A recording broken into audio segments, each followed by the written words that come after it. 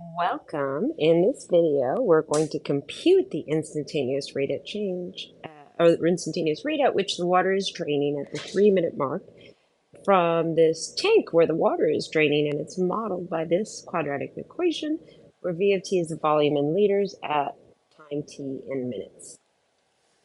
And excuse me, I should be better with my language. The water remaining is modeled by this quadratic. I don't remember if I said water draining or water remaining, but it's water remaining is modeled here.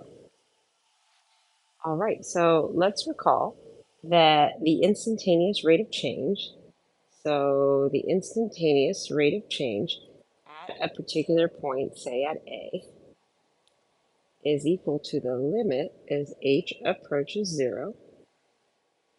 And I'm going to use the same name as this function here. So v of A plus h minus v of A over h.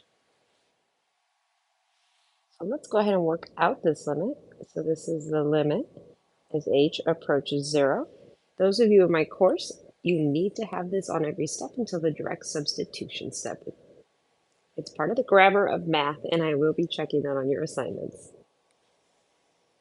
So we have 200 minus 4, and in place of the t, wait, before we go on, let's remember, actually, let me erase this. In our case here, what we're doing is we're finding this limit for a equals 3. So in our case,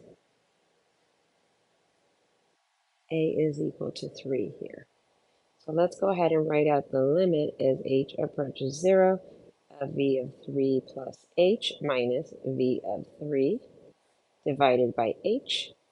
So this is the limit as h approaches 0 of 200 minus 4, 3 plus h quantity squared, minus 200 minus 4 times 3 quantity squared, this whole thing divided by h.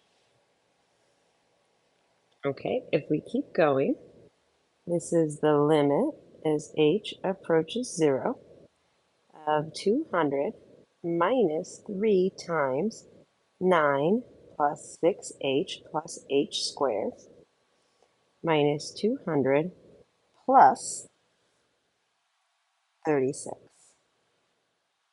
Oh, and I just caught a little typo here. Notice there's a 4 multiplied outside this parenthesis. I changed that to a 3. Excuse me. Let me fix that before I continue.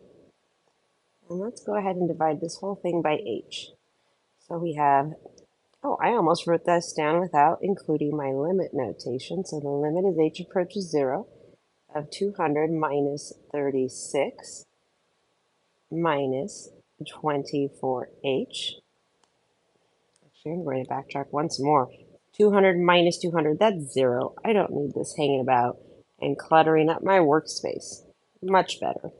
So really, I just have 36 minus 24h minus 4h squared plus 36, and this whole thing divided by h.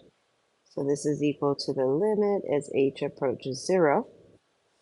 And now, before I forget to do this, let's go ahead and cross those out because negative 36 plus 36 is just 0.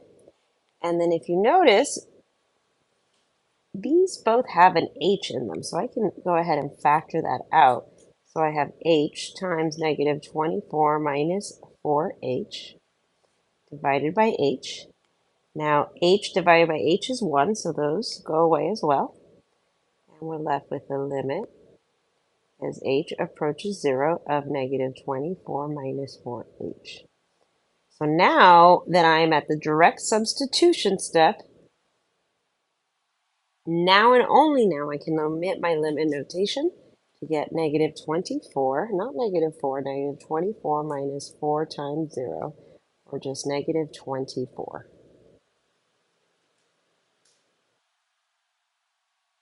Okay, as you can see, I rearranged the screen a bit to make some more space.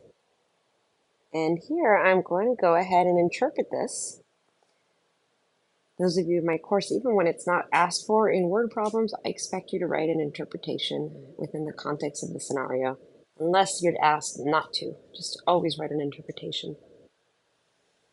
Okay. So at t equals 3 minutes, the water is draining from this tank at a rate of 24 liters per minute.